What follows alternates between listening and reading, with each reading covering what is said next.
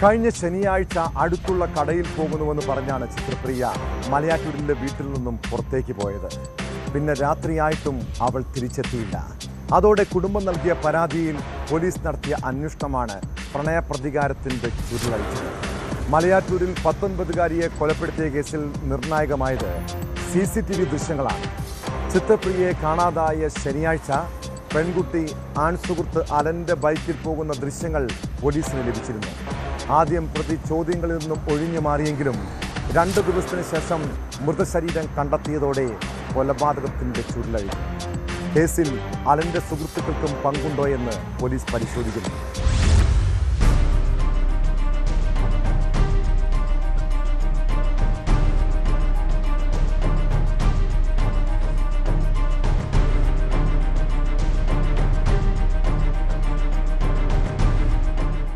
കാമുകൻ അലനൊപ്പം ചിത്രപ്രിയ ബൈക്കിൽ പോകുന്ന ദൃശ്യങ്ങൾ പോലീസിന് ലഭിച്ചതാണ് അന്വേഷണത്തിൽ വഴിത്തിരിവായത്. ഞായറാഴ്ച പുലർച്ചെ 1:53 ദൃശ്യങ്ങളാണിത്. മറ്റൊരാൾ ബൈക്കിൽ മുന്നിൽ പോകുന്നതും വീഡിയോയിലുണ്ട്. ചിത്രപ്രിയയ്ക്കൊപ്പം ഉണ്ടായിരുന്നത് അലനാണെന്ന് തിരിച്ചറിഞ്ഞ പോലീസ് ഇയാളെ വിളിച്ചു വരുത്തി ചോദ്യം ചെയ്തു. ചിത്രപ്രിയയെ ബൈക്കിൽ വീടിനടുത്ത് കൊണ്ടുവിട്ടെന്നായിരുന്നു തുടക്കത്തിൽ അലൻ പറഞ്ഞിരുന്നത്. തുടർന്ന് പോലീസ് അയാളെ വിട്ടയച്ചു. പിന്നീട് മൃതദേഹം കണ്ടെത്തിയതോടെ അലനെ വീണ്ടും വിളിപ്പിച്ചു. എന്നാൽ പരസ്പര വിരുദ്ധ മൊഴികളാണ് നൽകിയത്. തുടർന്നുള്ള വിശദമായ ചോദ്യം ചെയ്യലിലാണ് പ്രതി കുറ്റം സമ്മതിച്ചത്. CCTV ദൃശ്യങ്ങളിൽ മറ്റ് 2 യുവാക്കളെയും മറ്റൊരു ബൈക്കിൽ കാണാം. ഇവർക്കും സംഭവത്തിൽ പങ്കുണ്ടോ എന്ന് പോലീസ് പരിശോധിക്കുന്നുണ്ട്. ഇവർ 2 പേരും അലന്റെ സുഹൃത്തുക്കളെന്നാണ് സൂചന.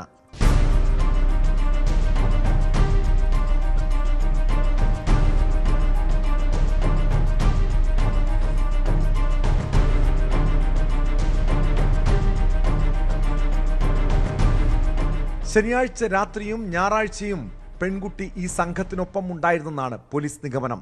ബംഗളൂരുവിൽ ഏവിയേഷൻ കോഴ്സിന് പഠിക്കുന്ന പെൺകുട്ടിക്ക് അവിടെ ആൺസുഹൃത്തുള്ളതായി അലൻ സംശയിച്ചിരുന്നു. പെൺകുട്ടിയുടെ ഫോണിൽ മറ്റൊരു ആൺസുഹൃത്തുമായുള്ള ചിത്രങ്ങളും അലൻ കണ്ടതായി പറയുന്നു. ഇതേ തുടർന്ന് പ്രകോപിതനായ പ്രതി ചിത്രപ്രിയയെ ആക്രമിച്ചെന്നാണ് മൊഴി കൊടുത്തിരിക്കുന്നത്. പെൺകുട്ടിയുടെ മൊബൈൽ ഫോൺ പോലീസ് പരിശോധിച്ചു വരികയാണ്. ചിത്രപ്രിയയെ കാണാതാകുന്നതിന് മുൻപ് ഇരുവരും ഫോണിൽ സംസാരിച്ചതായി കണ്ടെത്തിയിട്ടുണ്ട്. കാമുകിയെ കല്ലുകൊണ്ട് തലക്കടിച്ചാണ് കൊലപ്പെടുത്തിയതെന്നാണ് പ്രതിയുടെ മൊഴി. മൃതദേഹത്തിന് സമീപത്തു നിന്ന് കണ്ടെത്തിയ കല്ലുകളിൽ രക്തം പടർന്നിരുന്നു. പെൺകുട്ടിയുടെ ശരീരത്തിൽ പലയിടത്തും മുറിവുകളുണ്ട്. കൂടാതെ തലയ്ക്ക് പിന്നിൽ ആഴത്തിൽ മുറിവേറ്റിട്ടുണ്ടെന്ന് പ്രാഥമിക പരിശോധനയിൽ കണ്ടെത്തി.